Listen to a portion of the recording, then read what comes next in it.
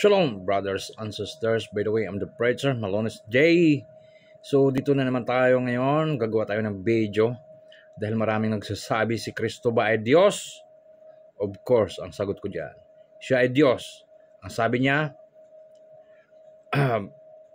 before Abraham was, I am. Bago si Abraham, ay nandoon na siya. Siya ay nakasalamuha si Abraham sa kanyang panahon.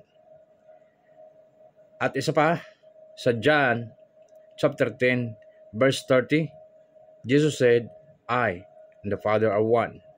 Ako at ang Ama ay isa. In John 14, verse 7, kung nakikilala ninyo ako at inyong nakita, ay makikilala ninyo ang Ama at inyo nang nakita. So, si Jesus ba ay Diyos? Yes. Hindi lang yan, marami pang verses sa Biblia na nagpapatunay na si Kristo ay isang Diyos. Nagkatawang tao upang makaharap ang mga tao sa kanyang kapanahunan.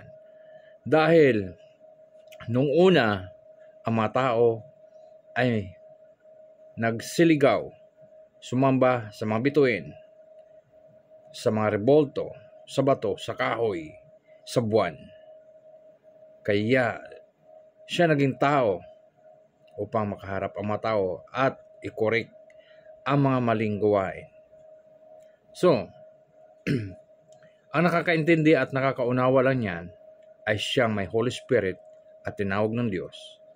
Kaya maraming tao ng mga preacher ang totoong nagtuturo ng salita ng Diyos, sila ang tunay at nangangaral sa lansangan at sa bahay-bahay at kung saan pa.